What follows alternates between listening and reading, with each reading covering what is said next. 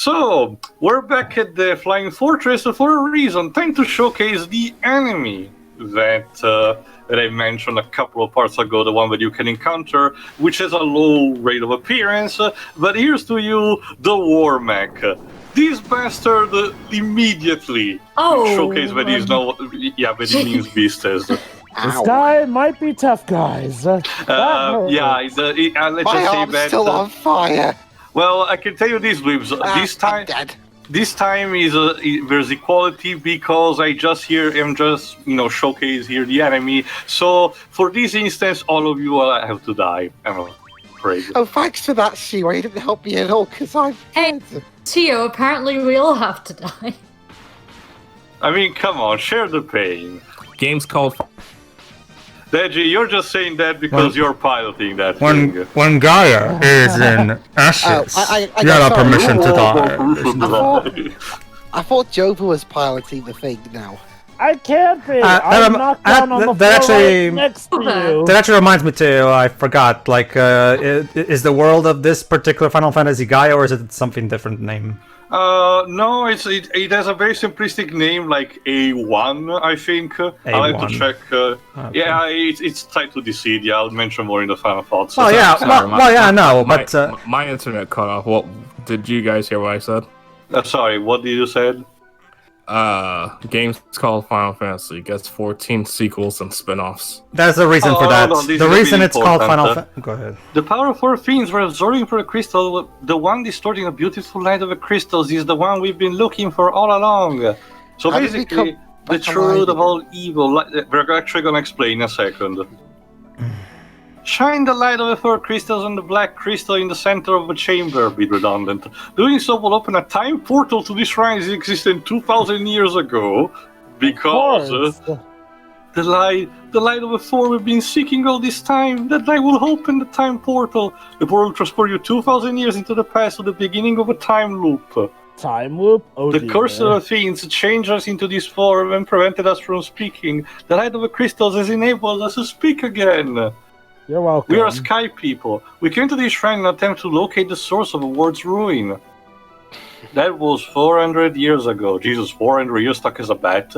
Basically, these are the 5 people that Dulfinia sent, but were cursed to be bats. We were very mentioning. Anyway, you focus the light on the 4 shine crystal, fire, water, and wind. Badida on the black crystal. Okay, guys, let's time travel. Just one step forward, and we'll travel back 2,000 years into the past. Are you excited, guys? Sure. And I can tell you this: for the shrine, it's definitely bigger on the inside. Whoa! Chaos Shrine. Okay, we're back to the past. Anyway, go on in the meantime, Pedro. Yeah, but the reason Sakaguchi called the original NES game Final Fantasy Deji is because at the time Square was near bankruptcy. So that I know the reason. It's just funny. Yeah. But anyway, as for the final dungeon, this is basically. I just had a question too. Well, okay, that's Dissidia though. When Sakaguchi wrote this originally back in the 80s, did he actually give? No, I don't think he had a name. I can tell you this. Game's called Dragon Quest. You don't play as a dragon going on a quest. That is immediately a miscalculation.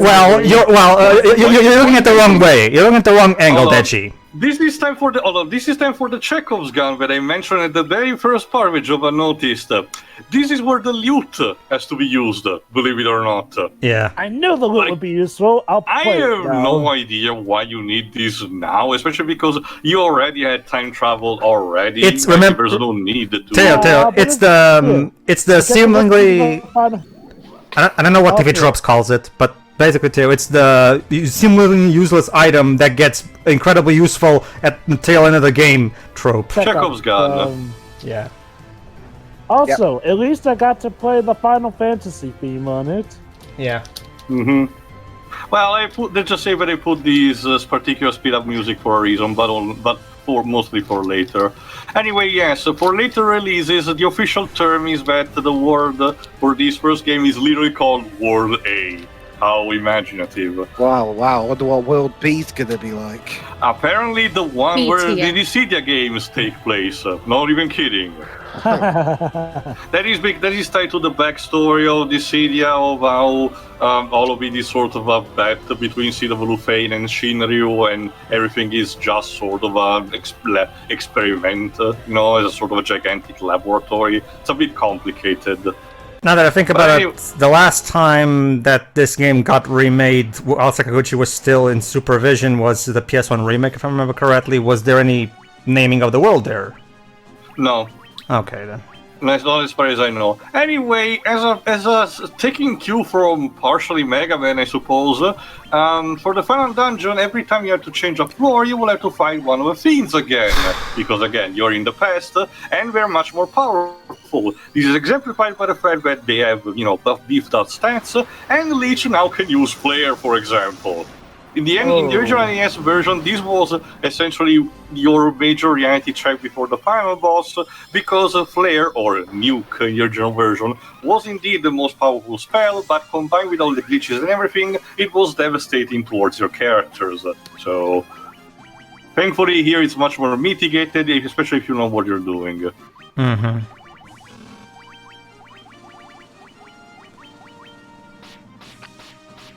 Take that! Especially thanks to the equipment that I actually got through the optional dungeons. You can get also some nifty stuff from this final dungeon as well, but you're at the tail end of the game. Aside from the optional stuff, you really won't need it. But it's still a nice bonus to find. Alright then. You gave haste to the guy who's paralyzed. Remember, I had to decide the turn first. What happens next is, a bit of a luck. Basically. I know. Just ain't that. I mean, hindsight's a BS in that case.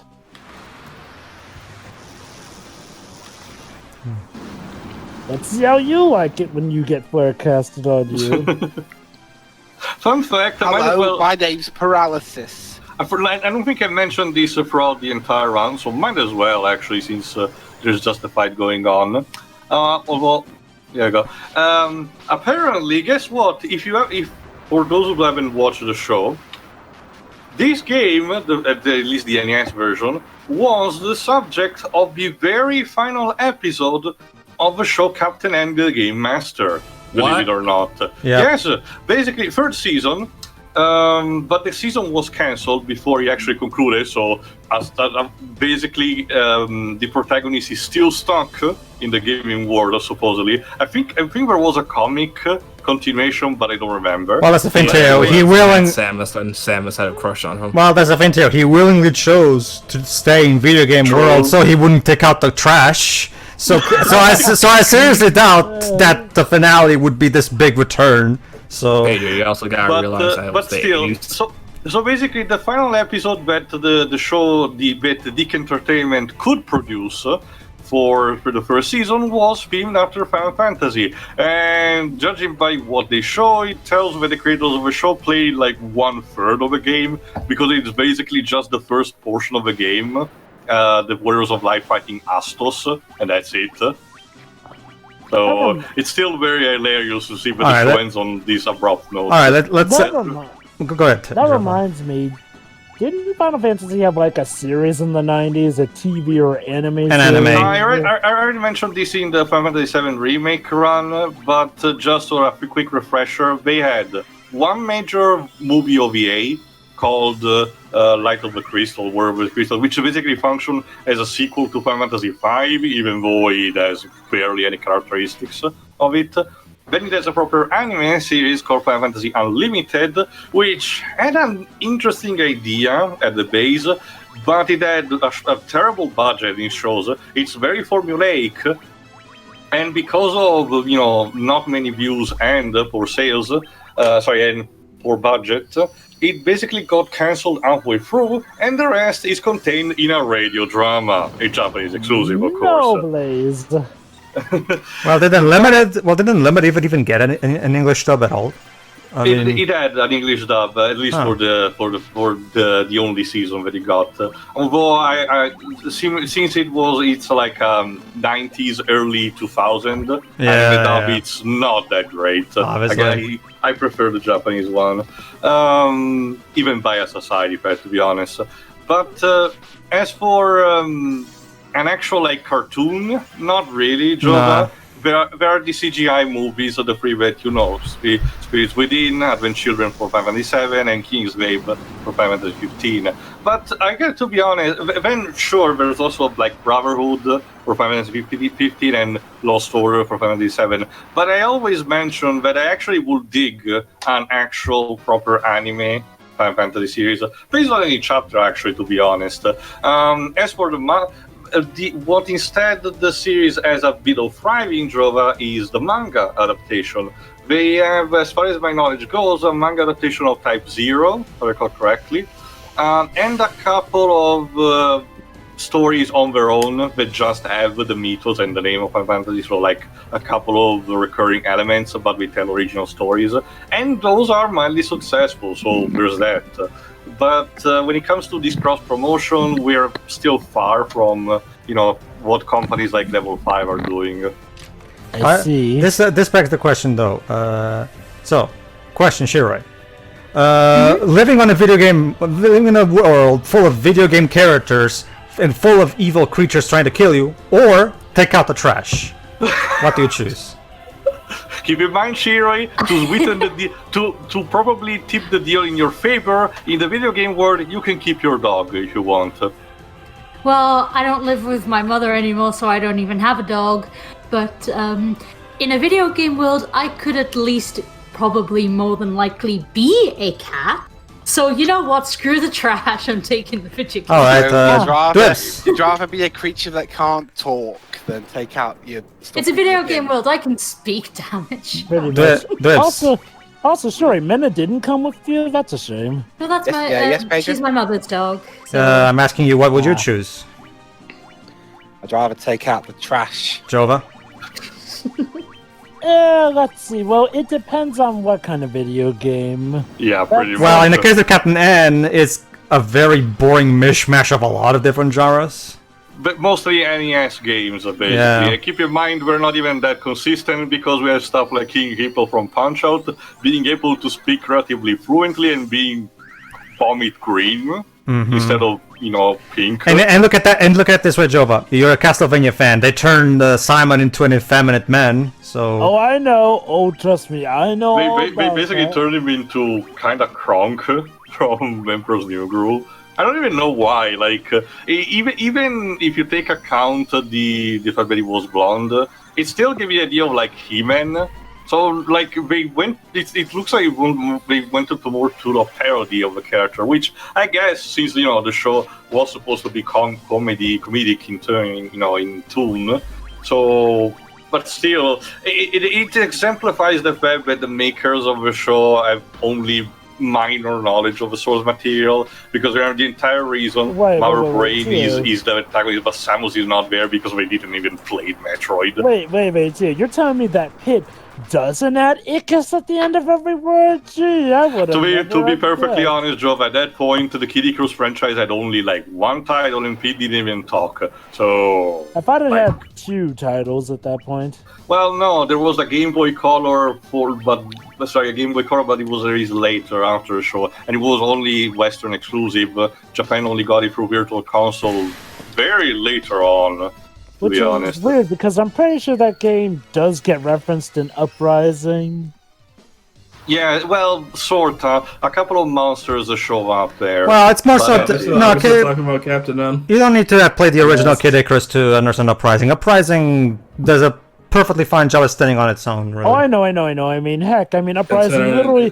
hold on, let me finish. Well, that's the thing, though. I mean, Uprising actually literally has screenshots from the original games to show you. Tons of jokes tied to that. Yeah. Which adds into the joke that Medusa got one hell of a makeover after the original game. Mm-hmm. Like, there's also discussion about how the eggplant wizard was a pain because Pete had to go to an actual hospital to get healed back then. I will say this, though. Having Medusa be voiced by Cree Summer, that was definitely a win. Well, actually, I forgot who voices Pandora instead. I don't I know she's the entire cast is relatively famous. Anyway, I'm doing this particular zigzag pattern because this particular blast floor, which contains also TMF, also contains a couple of interesting trinkets to get. So that's why I'm going out of my way to gain one of the other particular swords, which is one of the weapons that is instead compatible with every single class. So after I defeat this enemy, I should be able to actually get it. So Java, what is your choice? Hold on. There we go, the Masamune sword. Apparently Sephiroth forgot this here, so let's give it to... come on, Teo. Does it always have to be to boil down to his Masamune? Why can't we reference Frog's Masamune? Come on. Because that's a claymore and not a katana. I really don't understand. It's still called Masamune. It counts. Okay, to be fair, Teo does have a point, though. Name does not match the look of that sword. To be fair, I mean, the Final Fantasy games themselves also are a bit of guilty reason because of a sort of a translation, not error, but basically they flipped the two names in the script. The Leviathan and Save the Queen weapons in Final Fantasy X are switched, meaning that one that should be a sword is a scepter and vice versa. So, oops. Well, congrats, Pedro. You get a weapon of one of the most diabolical people. Yeah, basically our spellcaster now doubles as an edgy samurai, I guess. Well, Frog is my favorite character in Chrono Trigger, so I'll take it. I was talking about Sephiroth, but that works too. Well, that's alright, Jova. So what is your answer then? Again, it depends on the game, but if we're talking about mainly NES games, I think I'll just stick in the real world because, look, as much as there are plenty of good NES games, the worlds aren't as per se as great as they would be. If that's the era you're talking about, then I'm changing my answer. I thought you meant in general. Well, yeah, it's most... I'm taking out the trash.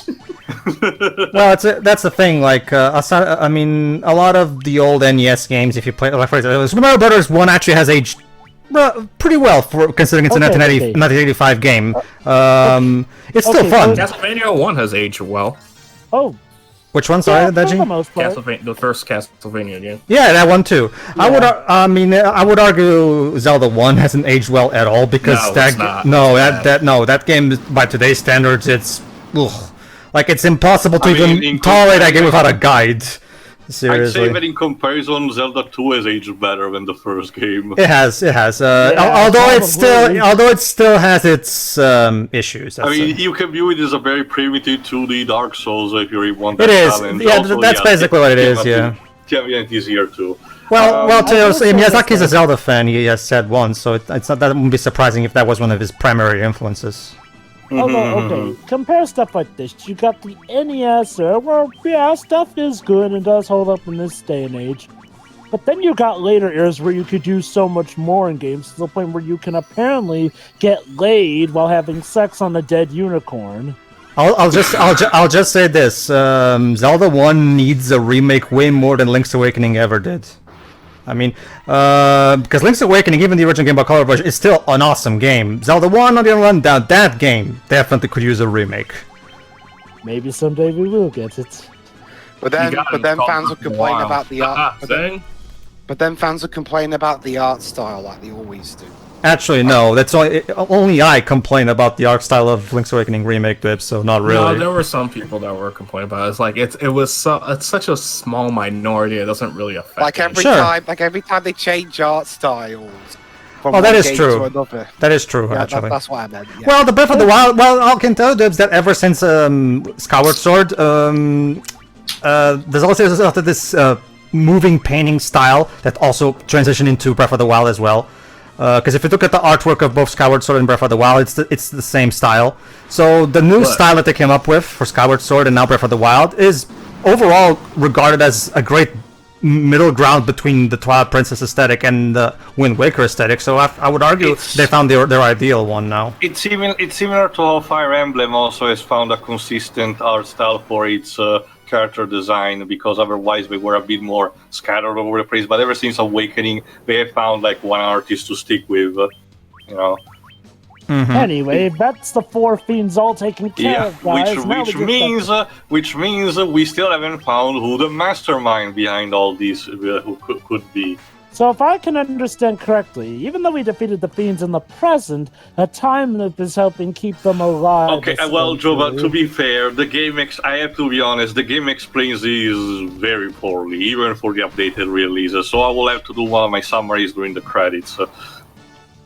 I mean, it's relatively simple, but the information that you gather from Lufinia and the 12 the sages in the circle at Lake Town.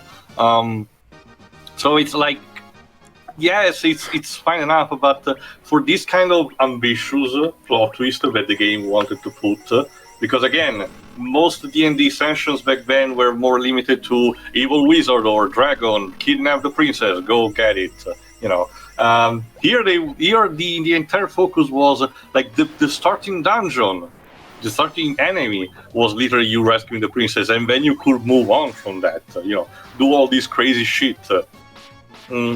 So now we wanted to cap off with this time loop thing where the fiends and their mastermind would create a cycle of eternal conflict where they could always win, and you, the Four Worlds of Light, are the key to dent, this plan. Alright, here we go, final floor. We're actually there. Alright, guys, prepare yourselves for the final boss. Whoever it is. Who could it ever be, I wonder? Plot twist. It's The clearly the pirate. It's clearly the pirate captain. Plot twist. The final boss is actually one of us. Dwebs, this is not Heavy Rain. Come on. Dwebs, this is not Fire Emblem the Three Houses. Wait, Garland from the beginning of the game? Do you remember me? I was once known as a knight of Cornelia. True. Yeah, I kicked your butt in the present.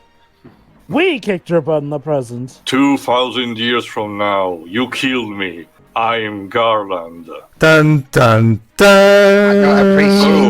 You did defeat me. Oh yeah, listen to this. But Listen to four this. great forces saved me by sending me back through time. I see. You see, hold on, I'll explain it later. I sent the four fiends into the future. Time is a clusterfuck, you see. Where they shall once again use the four great forces to send me into the past. You're a cheating time looper. In 2,000 years, I will remember none of this, conveniently. Very now, demon transformation to his real form, Chaos. Wait, what? Alright, keep David in think of it as Ganondorf turning into Ganon. It's the same thing. So even as you die again and again, I shall return. Born again into this endless cycle that I have created. So as you can see, you giant lemon. So as you can see, everybody. Also, demon penis. Do I have to censor that? So as you can see, everybody, convoluted plot points have been a thing tied to Square for a long time. And I gotta be honest, this is if you take like your 5 minutes to think about it, it's relatively easy to follow. It's a stable time loop. We don't know how precisely it started, but we know that we can end it by managing to triumph here, because as Chaos said, no matter how many times Garland is defeated, the loop sort of concludes with the four warriors of light dying here at this point. So if we triumph, we break it. Thank you. By the way, things are serious when me and Dwebs are casting spells as well. Basically, this is the final boss, so put up all the barriers that you can. Basically spells tied to the four fiends: Blaze, Tsunami, Whirlwind, and Earthquake. Yeah, right. Go on. Right. But yeah, I mean, honestly, the whole plot twist revolving around time travel, for as convoluted as it is, it's not hard to follow. Also, no Blaze! It's relatively simple when you actually think about it, like you said, So basically, it's just basically about a time-traveling hot potato, essentially. You're about to die? Okay, fam, we'll save you. We're about to die? Okay, fam, you save us. Vice versa, back and forward, back and forward. It's a collaboration, and it's up to us to put an end to that collaboration by taking them out once and for all. Also, like I said at the beginning, they made a new final boss theme just for Chaos. To keep the tradition. This is nice enough. Let's just say, too spectacular, but I actually like it. Let's just say the climax of Final Fantasy is going to try to do something like this, and it does it horribly and spectacularly in a way that completely convolutes the shit out of this. Let's just say this is let's just say the whole time loop thing is this is not the last time a main Final Fantasy game will do a time loop thing. Let's just say. Yeah. Wasn't that 4?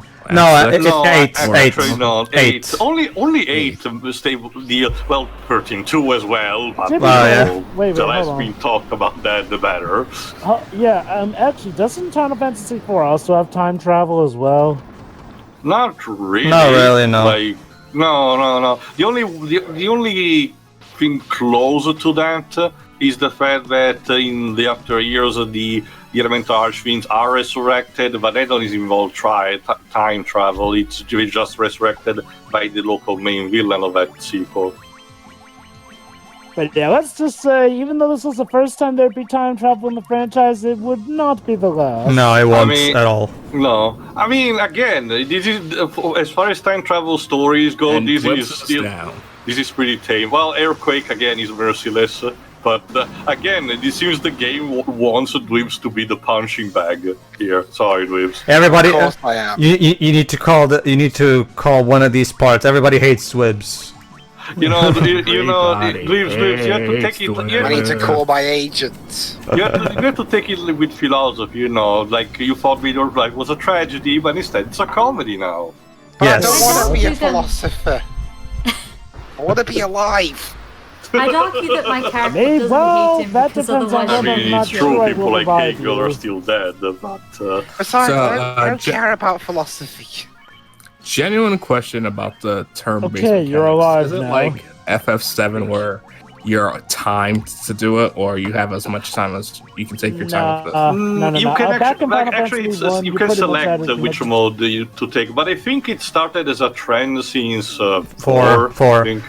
Four introduced the ATB, aka the More basic, dynamic type a of battle. more Instead of dynamic actually battle. taking your Instead time. of taking your time, you have to. However, there's a wait mode that allows you to pause the time when you're in the middle of the magic selection menus. However, if you're just going through the main menu with that says attack, magic, and whatever, in that one the battle is going on in real time, so you have to, do something and not just Is bubble that around. something that happens later on in the game, or is that for the whole game? No, that's the whole game. for the whole game, though. Yeah, The yeah, first the three only- Final Fantasy the only games. game the only game that afterward actually goes back before the shift from turn-based to another thing is 10, surprisingly, 10, yeah. because the way it structures its combat system to showcase whose turn is next, it literally has to go through like a checklist, meaning that it cannot be more action-based, and you actually have used. In turn, it gives you options to strategize more, like switching party members,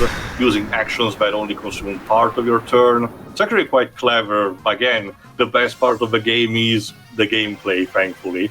The idea behind the ATB system was to give you players sort of a sense of more real-time strategy, as opposed to just a typical, oh, you take your turn, I'll take my turn, which to some, admittedly, wasn't as per se immersive. Even back in like the era as early as the PlayStation era, game developers were trying to make games feel a lot more immersive per se in gameplay and story narrative here and there.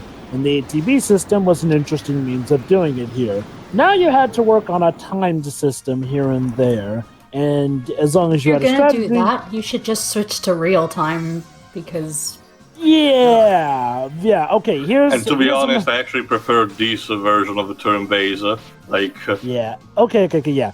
Let me put it this: the ATB was a good idea for its time, but in hindsight, yeah, they probably should have just gone for action play, like. or even, But or Jova. even a mix of the both, like Nino Kuni or But something.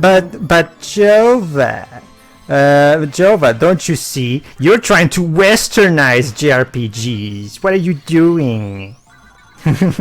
Even though Western RPGs have had plenty For the of record, turn-based combat, Hell, even like I said before, even before Dragon Quest 1, there were Japanese RPGs with action-based combats. Yes! So I Not did even it! that. Not I even that. fucking Not even that. know. This was an adaptation of Dungeons and Dragons. It's Western at its core. So Also, we did it, asshole. Dweebs didn't. Apparently, still dead. Sorry. Sorry. Anyway, Dibs, final narration. Okay, as soon as we're done here, I'm leaving and never coming back. Oh, don't I'm worry. so sorry. I have a know sword HP, not anyway. stupidity. The time loop was ever the last. The endless struggle that waged over 2,000 years had ended, and peace prevailed once more. Yeah, I'm at peace because I'm dead. The light of the four crystals restored the forces of wind, water, earth, and fire. Bodied up. And what about the Crystal of Heart? What about that one? Who cares? That should one's be off whack. in another game. It was a mere trick of fate that had given rise to the chain of Garland's wrath. Blah blah blah blah. Evil got defeated and good triumphed. Just move on, game. And we all did it But together. magnified by the four forces meant to guide our world. That trick of fate also gave birth to the fiends. Look, we'll either revive you or give you a nice funeral service. So are you just gonna give a summary? No funeral. Monsters ran rampant and the world sank into game, not for nothing, but do we really need a sum up of the plot? We just finished it. Or maybe this is what happened after. All that is now past. Well, yeah, I know. I just went through it. So with the four forces flowing as they were meant, the warriors prepared to cross time and return to the world they knew, a world where Princess Sarah, Queen Jane, and even Garland himself await. So Garland, I guess that's the twist. Garland actually becomes a good person at the end. Yay! The problem is that you've just been told this. By killing him. When was this fateful day that sent time spiraling into a loop? You will never find out. Now that you're dead, The greatest story never told. None can say. Cop out. Pretty much. Get used to that with That's It seemed the cycle into which time had fallen would last forever. But the bravery of your young travelers changed that. They took the forces that filled the world with darkness and used them to bathe the world in light. That's basically the game's way of saying, yeah, you're not gonna get an answer for that ever. Wait, I got sorry, saying what? I said say, not sing. No one will ever recall the struggle the foe endured for the breaking of a chain. Means it never existed. Okay. That's time travel for you. Sure, whatever game, just end. But within the tales of fantasy that people tell, the memory of their deeds leaves. Yeah, and they all live happily ever after. The end. See, I'll have you know I can sing just as well as Joe, and I ain't had no professional of training. dragons and shining civilization. Oh my god. For the heavens, even as they fell. Whatever game. Right. And now the return is upon us. Is that an omen?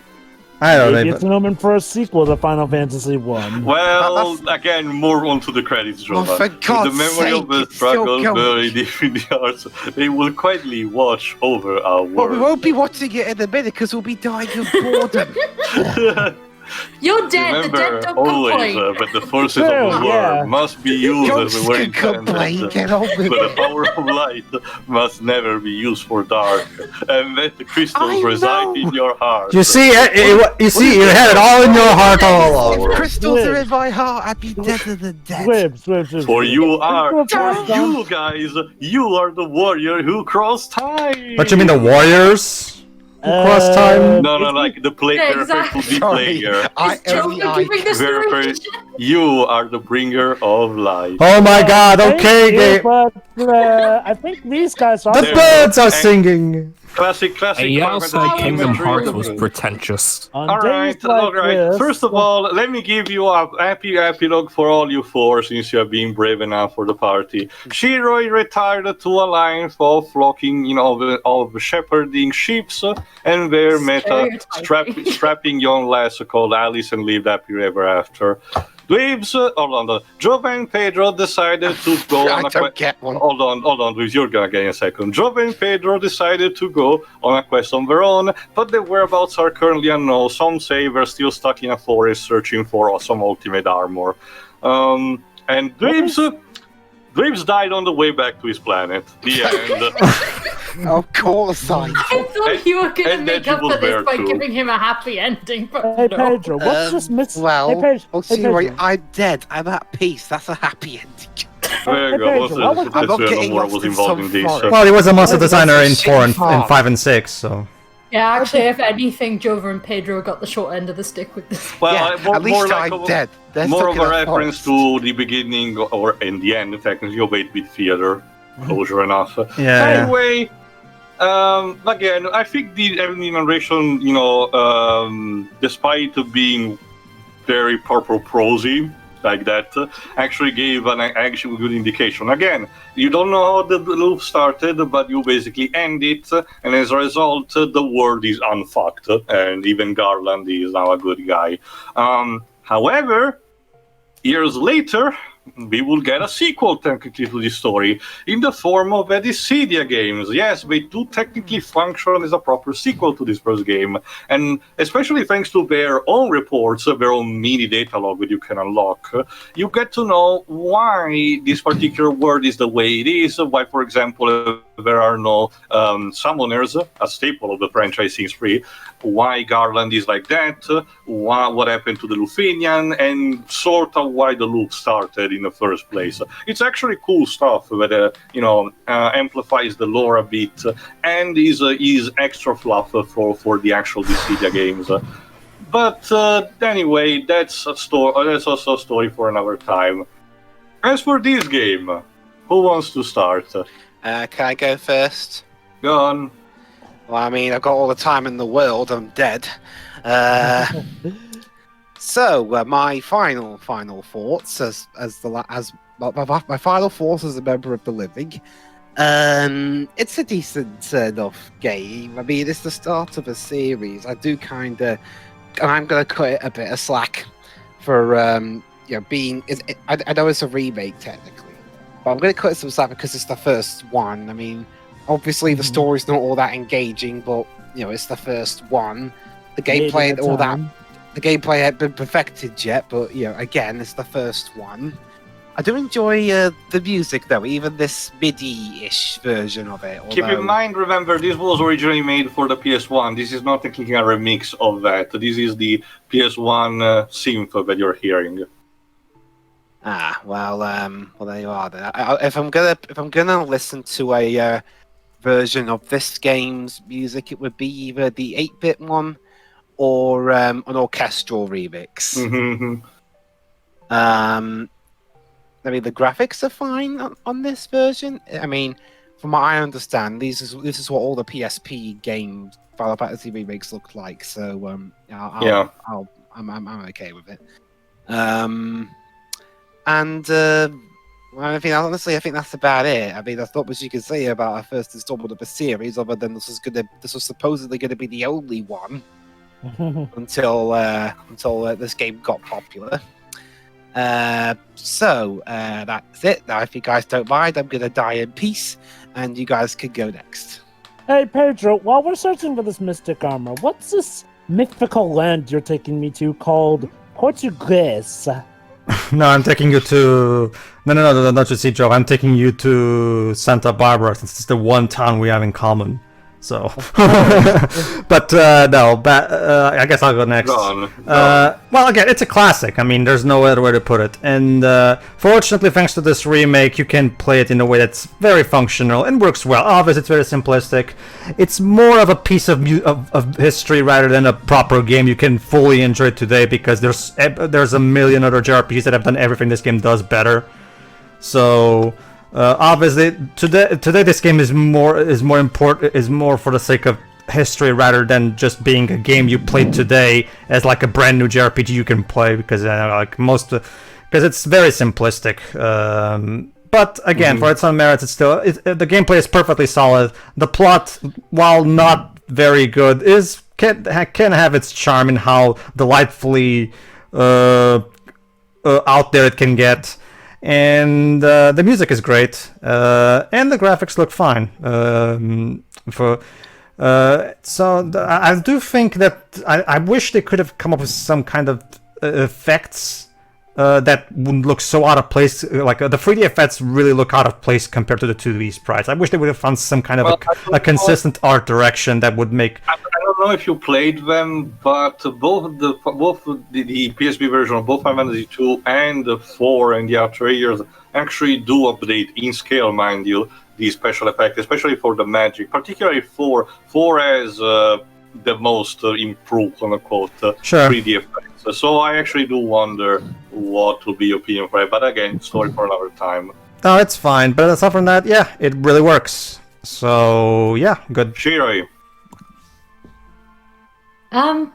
Yeah, this was fun, I guess. At least it's just first game syndrome, I guess. I don't really have all that much to say. I mean, it looks pretty. It sounds good. Yeah, that's Jova. Yeah, I respect this game a lot. You know, I would definitely recommend doing the PSP version because that one has the most bang for your buck nowadays. Like, okay, I'll say this. As the original game, it was a remarkable RPG for its time here and there. It has a fine enough story for when it came out, and even nowadays is a fun enough story with some intricacies here and there. The gameplay overall still holds up. It is nice how you can actually form your own party here and there. Like, well, you can technically choose which jobs you want between, you know, warrior, thief, who doesn't steal in this game, mind you, despite being called a thief, and also red mage, too. Mm-hmm. But, yeah, it was definitely remarkable here. The party is nice here and there. And as a remake, I'd say that this remake is exceptionally well done, especially with all the new stuff that they add in as references to later Final Fantasy games. So, yeah, overall, I enjoyed this game quite a lot. Deji, you want to add something, like if you had an experience with the game? Did you like what you see? What is going on? Oh. Sorry. Heard that? Those bangs? No. Go ahead and... Oh. People are the game looks nice. The only Final Fantasy game I played is 7. The original or the remake? The original. Yeah. Okay. And that was a good time. So I am curious to checking out all the other games in the series. Check out 9. 9 is wonderful. Basically, but if you have Steam or like you are cool in playing, you know, on your PC, like again, Steam has most of the catalog here. But to be fair, also, you know, stuff like the Switch or the PS4 now had amplified, you know, their own catalog with some of these ports. Unfortunately, if you want to get the most out of the mainline series, the PC is the only platform that has it right now. And emulation. And it still doesn't have like this one and 2. So it's up to you. But you know, the choice is there for you to decide. Anyway, as for me, first of all, let me answer quickly the question that Pedro asked, since he didn't ask me. Yeah, like similar to what Jova said, it would depend on the world setting. If it was just for the NES title, I guess yes. I guess the glitches and the over difficulty are worse compared to taking out the trash, I suppose. But as for the game itself, it's a classic, like what Pedro said. As for me, this is actually a game that I actually don't. This particular version, PSP version, is a game that I actually don't mind replaying from time to time, adding. You know, deciding which party composition I want, the order I can tackle, the things I want to equip.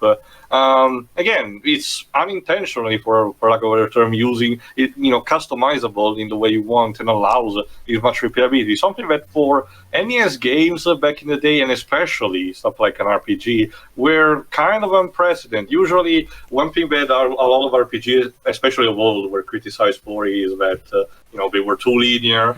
They will provide just one experience, not much, you know, customization of your team. But yet here we are. Despite being simplistic, it actually has quite a bit of depth, which will only improve with each new titles. 3 will introduce the specialization of the class system, and you know, so on and so on. The story is commendable for the time.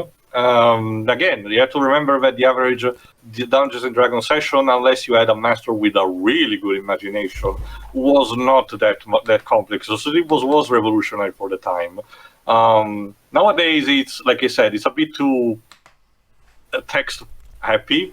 Like even for this remake, we couldn't have like a minimal sprite screenshot cutscene for this. Like just one minimal. Just being told like that right after you kill Chaos, it's a bit, puff. It's like a puff of smoke, but it's still serviceable in the end. So fine enough. The characters, the actual updated version of the sprites is actually my favorite standard for the 2D sprites, what the other games should do, which unfortunately is not what the ports of 5 and 6 for mobile and now for Steam actually allowed. This is kind of sad, especially because the characters of those games actually have very iconic designs, so I still wish Square would have put a bit more care onto those, but whatever, alas. So yeah, still hoping that Descent 2, at least for the mainline title, will eventually get a port on PC. Until then, I really suggest you, if you want to be curious, play this version, or if you're really masochistic, the NES version, just to see all the fluff, the glitches, the mistranslations, and all that good stuff. As for the time being, this is pretty much it, and eventually I will tackle maybe the PSP version of 2, not immediately, but we'll see you for whatever Final Fantasy thing related next. See ya. See ya. As soon as I'm brought back to life, see ya. You're still dead.